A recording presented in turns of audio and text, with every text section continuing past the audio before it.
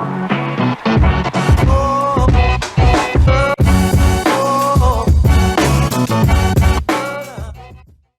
right. Good evening. I guess you all know who's who.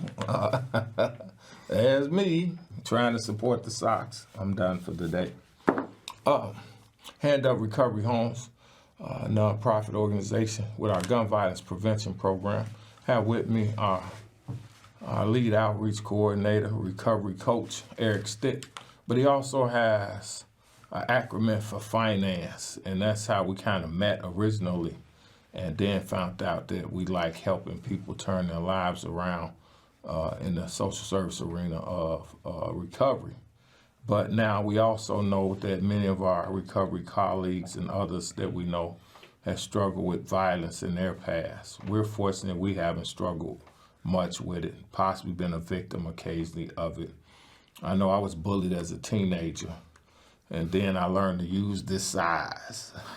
But then also after that, I started protecting other people because I knew what it felt like to be bullied. So when I started seeing other bullies, I never liked bullies. I've been complimented more than once for stepping in for other people. Matter of fact, it's a lifestyle I have now, stepping in for others. I think maybe getting pushed around even in our larger society. One of the reasons I shifted from recovery housing right now to gun violence reduction and prevention, because we're not making it to housing at older ages now because they're dying so young. And I thought that was a more urgent issue to help. And we have somebody here who also gonna talk about some of the parameters. Poverty, we definitely know increases the violence. Wherever there's more poverty, there's more violence in general. That's like one thing they don't tell us in the news media. Every country with poverty levels like the west side of Chicago and Inglewood, because we do have poverty levels equivalent to many third world countries and other sub-development countries. Some of them not even fully developed yet. But our poverty levels, based on where our higher echelon earners are and where our current people in poverty are, thousands times less in revenue, 10,000 times less in revenue. Unlike Japan, where I think the largest disparity is 1,000%, if it's even that high, between the top executives and the bottom. There's no golden parachutes in poverty. The parachute is drug addiction, alcoholism, and the penal justice system, and it shouldn't be that way. You should not be sent to jail because of systemic poverty. And that poverty creates exceptional amounts of violence and gun violence now. And where do people in poverty get guns for $300,000, $400,000 a wop, $2,000 for some of these semi-automatics? It's interesting, because they've been given a subculture. We'll talk about that at another time. Now we're gonna let Eric Stick introduce to you all some financial concepts that may help you avoid going further into poverty and also may even help you out of poverty, or at least manage the money you have more effectively. Go ahead, Eric. Good evening. I'm really just grateful that Hand Up Recovery is starting to offer this financial literacy training coming in the coming weeks. The sneak preview I'm going to give you today. As you know, I'm Eric Stiff. I happen to be a licensed real estate broker, and I also teach a high school course in English and in banking and in consumer education. Today I'm going to talk a little bit about how to do your banking, where your money goes. Basically, savings will put you in the driver's seat. Make sure you get your checking account. I can talk to you about qualifying for real estate once you get things in order. And I can talk about We won't talk about qualifying for real estate on this show.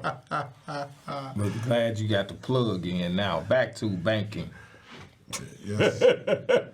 Our station adjustment. Everybody actually needs a banking account, actually. Right. And all you need is like $25 to open a bank account at any federally insured bank, actually. So most neighborhoods have that local bank so we can, whether it's Harris, whether it's Northern Trust, or whether it's Chase, whether it's Wintrust, whether it's our black-owned bank here in the neighborhood in Forest Park. You've got Liberty Bank. You've got on the south side on King Drive another black bank, Savings, SNL, former SNL. We've got Too many former African American run banks. well, unfortunately, our neighborhood have been redlined for whether it's real estate, whether it's banking, whether Predatory lending was the new red line. Yes. The banks gave the predatory lenders the money to lend us at predatory rates rather than they lend to us. Even sometime with B and A credit, they send us to subprime. But it's a lot easier to open your own bank account, eliminate the currency exchanges. We don't recommend that you utilize currency exchanges, but you got to create a relationship with your local bank. Walk in and talk to the bankers. They are here to serve us.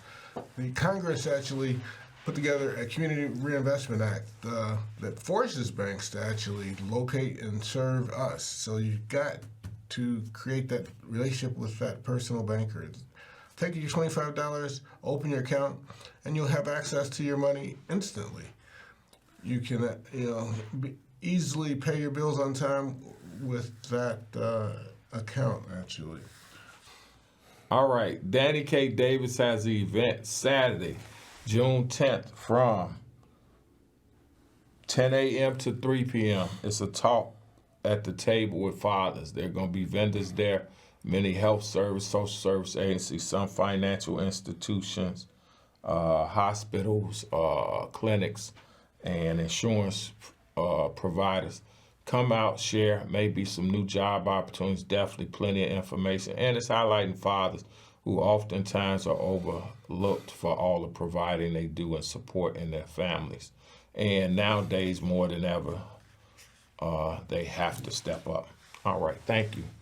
Wonderful. We have an event, Drop the Anger, Resolve Conflicts, hand up provided under the auspice of the funding from Cook County Justice Advisory Council, the Illinois Department of Human Services, funded by ARPA money, American Rescue Plan Act.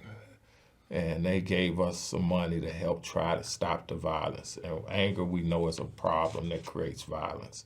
So join us June 9th, Character Centenary AME Church, 1448 South Holman Avenue in the lower level. For those who definitely don't want to go up in the sanctuary, we will be in the lower level fellowship hall. So don't feel shy. Don't feel hindered by different beliefs. Come on out. Let's share the information. Ain't that right, brother? Can you tell them a little bit about why the lack of businesses have hurt the entire community financially, the basic economics of how money is exchanged and handled by various people that allows it to spread out in a community. But since we don't have that in our community right now, it doesn't spread, it doesn't grow. Except the drug dealers who have the 6-7 rung supply chain of everybody handling the money, making money, and their money expands in the community, and it allows them to hold communities hostage. It's a basic economic principle. My fault. Go. It's basic supply and demand, economics 101. You've got bread versus butter versus guns. So economists supply basic needs, and just like the local street drug dealers supply the drug needs, you've got businesses in the neighborhood would supply food, shelter, and clothing. Maslow's hierarchy of basic needs: food, shelter, and clothing. So we need to actually encourage and the money supply and expanding by being utilized, various members being employed in the community. That part of it, not just the bread and the butter. The gross national product produced in our community sometimes is not that great because you don't have manufacturing jobs in our community. Okay. You ready for banking? Going back to your banking concepts, my fault. We'll do econ next. In a few weeks, we'll do econ. We're gonna do some more Jerusalem stuff next week, and so we're gonna do that economic expanding the money supply through different individuals in the community having access to the money. The bad part about direct deposit is safer not to carry cash and prevent some, robberies and all of that. But it also takes the money immediately out of a community and puts it in the banking system. So it does not expand in the community. It does not help anyone else in that community benefit economically. Unless you come back to businesses, which we don't have in many African American communities, and accept the drug business, unfortunately, everywhere. It's proliferated, but partially is the vacancy of legitimate businesses, wholesome, the things that bread and butter, grocery stores. We don't have the manufacturers. We don't have the actual shoe stores anymore. We don't have the clothing stores hardly. And if we do have them, African Americans don't own them. So again, the money goes right into other communities to duplicate itself. Many of them don't even hire you in the African American community anymore. Go ahead, Eric, my fault. Well, But my truth. So going back to the banking concepts. once we get that SNL, that savings, that credit union that we can actually borrow from in our community, we would be able to create more lending opportunities for local homeboys to be able to open an ice cream shop, open a bike shop, open a candy shop. We want to encourage folks to actually try to become an entrepreneur and learn the basic business side. Most businesses go out of business in the first 2 years because they don't do their accounting right. They don't run their dollars through a local bank so that they can actually their accountant can actually track the information so that they can be bankable and get loans to expand and do bigger and better, greater things. Hey everyone, and how you feel today, Eric? It's a beautiful day in Chicago. It most definitely is. So, I already know that you were pretty much talking about banking, the advantages of banking and what it can do for businesses and everything, correct? Yes. Before we dive into it, since we are talking about reducing gun violence and everything in the community, would you mind doing an exercise with me that we can also demonstrate to others what to do as far as helping relieve stress, anxiety, or anything that they may be feeling in moments? Sure. So to everyone that's out there, you can definitely join us while we do this exercise as well. It's a breathing technique, which is used to help if you're ever feeling anxious, angry. It's supposed to help get your system back to base. So what we're going to do is take a deep breath in. We're going to hold it for 4 seconds.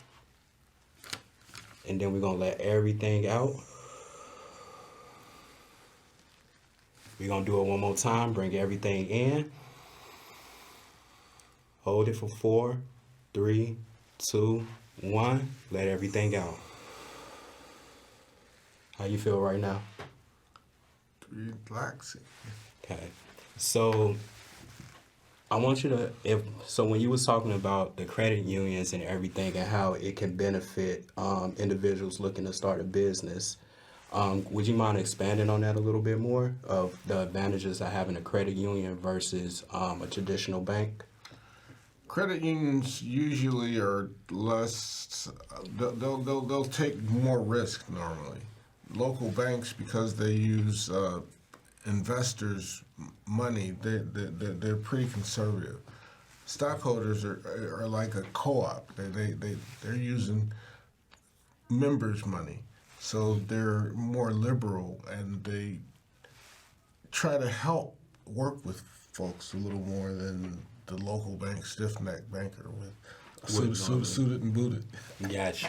So, pretty much the advantages of the credit union versus the bank is the fact that with a credit union, it sounds like you get a more personable with the bankers or the investors that's involved in it. They're a little bit more open to new business opportunities and ideas as they're trying to build their own portfolios. Whereas with the traditional bank, it's just more or less cookie cutter.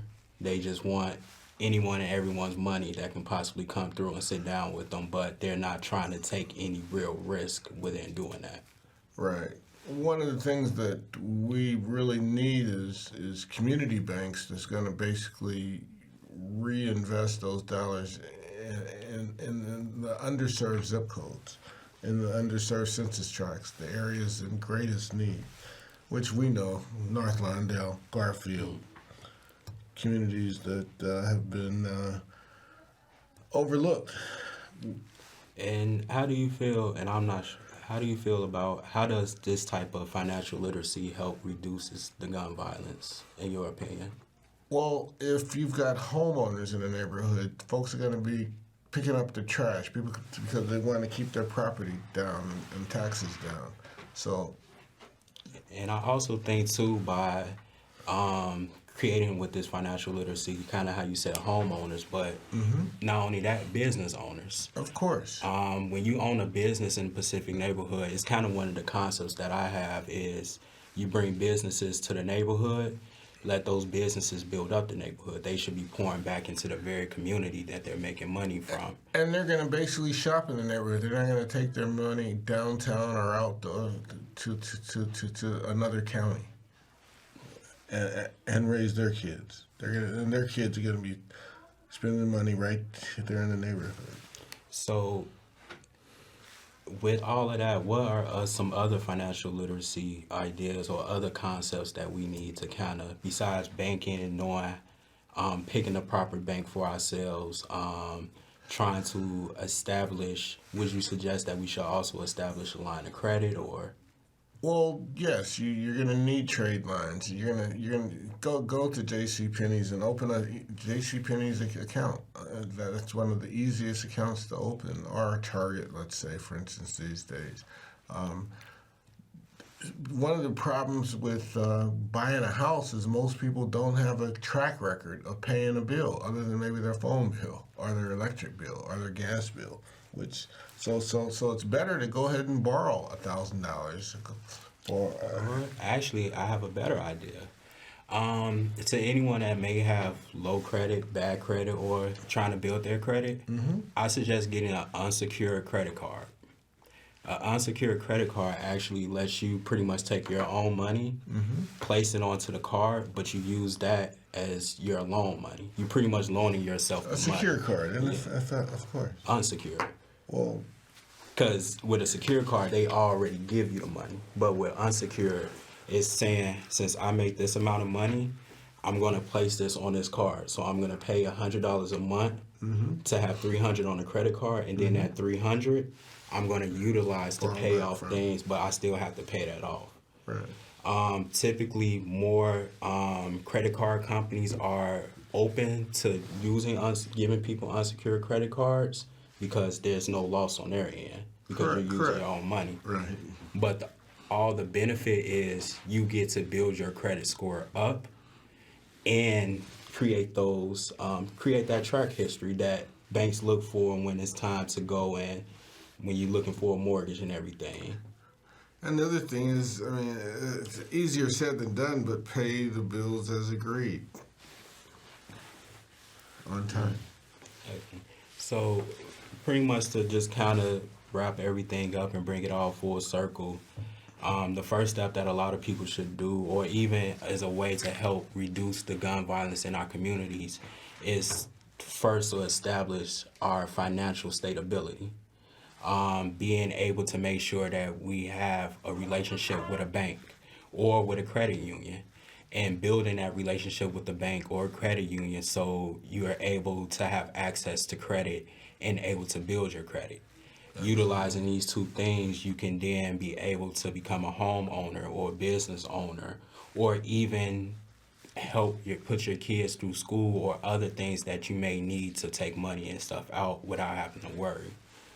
And I would agree with you that it definitely, those types of things does reduces the violence, the gun violence in the community, because if you're not always worried about how to make a big purchase, if you know that it's kind of like they always say, credit is gold. So if you're able to build and establish credit, that means you're able to expand your own growth. And today you've got Apple Pay, Google Pay, you've got all kinds of new innovative ways to not carry cash, which can be good because you're not going to be a target for a criminal that might want to try to rob you. At the table, Saturday, June 10th, Chicago at 2813 West 5th Avenue. That's right near California and 5th Avenue. At the Congressman's office, probably. 10 a.m. to 3 p.m. You could actually get more information about that by calling 773-533-7520, Congressman Davis's congressional office. Definitely Would want you to. like to add anything else for the wrap up as far as your thoughts around banking and utilizing the information for financial literacy and reducing the gun violence and the correlation with it? I would just encourage them to stop by a Hand Up Recovery Home, one of their meetings at 4032 West Van Buren at 5 p.m. or 5:30 p.m. We've got sessions on Thursdays. We've got sessions on Friday at the Church of the Open Door. We've got meetings at Cary Testimony Church, and there's just opportunities to get involved and to learn more information about all kinds of different issues that might make you more productive as a person, and spread the good news to others about how to prevent violence in North Lawndale and Garfield communities. Definitely. And if you don't have a bank account, I would definitely suggest that you go to one of your neighborhood banks, and some of them allow you to open up an account with just $25. Some of them give you 30 days to place money into your account. There are also non-traditional banking apps out there too that you can utilize to help begin to secure your financial future, as well as helping others. A lot of times that is I do agree that is one of the biggest ways to help reduce the gun violence in the city, is by enabling individuals the ability to manage their money in the easiest way possible. And as it was stated earlier in the show, we as communities have been underneath predatory banking, such as Chase. I'm not sure, can I say names? It's too late. Well, there have been banks where they have been targeted for predatory lending, fees, and other things as well, to whereas they actually have to pay back to the South Side and West Side communities of Chicago because of the fact of them taking advantage of these communities. Well, So within me saying that, I can understand why individuals may be a little weary, but you do need to find a bank that is most comfortable to you to be able to help take those next steps into your future. organizations like NACA was created as a result of predatory lending. They ended up with a $5 billion settlement that helped fund low-interest programs for folks to be able to do things and start their business and have a place to do their business. Lower interest rate car loan. Yeah, no money down properties, and they could even buy a 3-flat and finance the office that they're going to start their business in. So, great opportunities. All right, thank you guys for joining us. Remember that you can find us and Saturday you can find us at 2813 West 5th Ave, And you will also be able to find us this Friday. Friday, What was that? Carry to Cincinnati. Carried to Century Church, For 13th and Holman. 13th and Holman, for our discussion around just anger and being able to just finding yourself in a sense. Until next time, thank you guys.